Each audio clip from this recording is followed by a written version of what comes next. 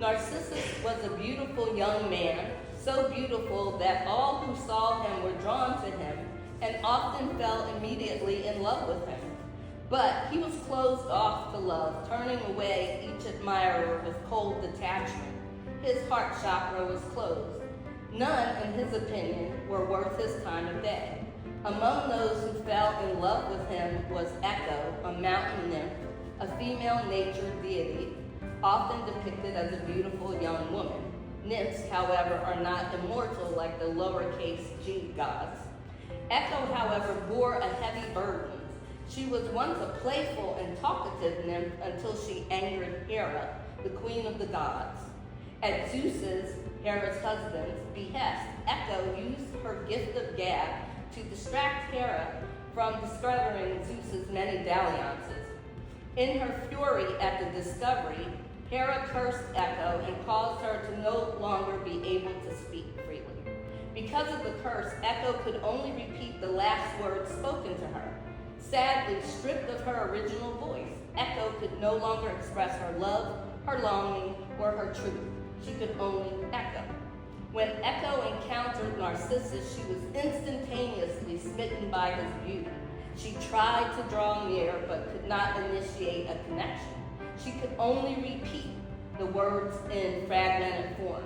He, in a state of confusion and disinterest, harshly rejected her. Heartbroken, she retreated into solitude, eventually fading away until only her disembodied voice remained, lingering in caves and canyons, and perhaps in us. She not only lost her voice, but she closed off both her heart and her throat chakras. When the gods learned of Echo's treatment by Narcissus, the gods punished him for his arrogance and unfeeling heart. They led him to a pool where he saw his own reflection and mistook it for someone else. Captivated by the beauty of the vision in the pool, he tried to embrace it, love it, and possess it. The person in the pool captured his heart. Finally, his heart chakra had opened up, but alas, it was all in vain because it was only an image. It was not real. Unable to touch it, to experience its affection and love, he withered away, consumed by a love that could never be returned. He, in essence, experienced what Echo had experienced. Narcissus is not merely a man. He represents the ego, the limited sense of self, mesmerized by its own projection. As for Echo, she is not just a nymph. She is the silent soul, once radiant and expressive, now bound by the voices of others and disconnected from her source. Hera represents divine order, tradition, the guardian of marriage, and the enforcer of loyalty.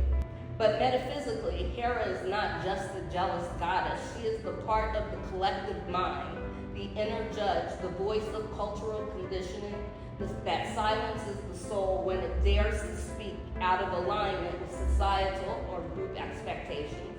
And how many times have we experienced this? How many times were we told to be quiet? Don't speak until spoken to. You talk too much. Children should be seen and not heard. What do you know? Or you're too much. That was Hera. Or when our authenticity was mistaken for rebellion. When our insight was seen as inconvenient. When our voice was used for others but never for ourselves. How many of us find ourselves easily advocating for others and not for ourselves? Others are somehow worthy of our voice, but we are not. And so, like Echo, we often lose our original voice. We learn to repeat. We echo doctrines, family scripts, societal norms, and though some may even seem illogical or quite frankly stupid, out of fear, we don't dare to question them. Spiritual love does not echo, it speaks. It does not reflect, it radiates. It does not fade, it remains. So this week, I invite all of us to make space for our original voice and to ask ourselves, where am I echoing instead of expressing? Where am I seeking reflection instead of connection? And where am I silent when my soul is ready to speak?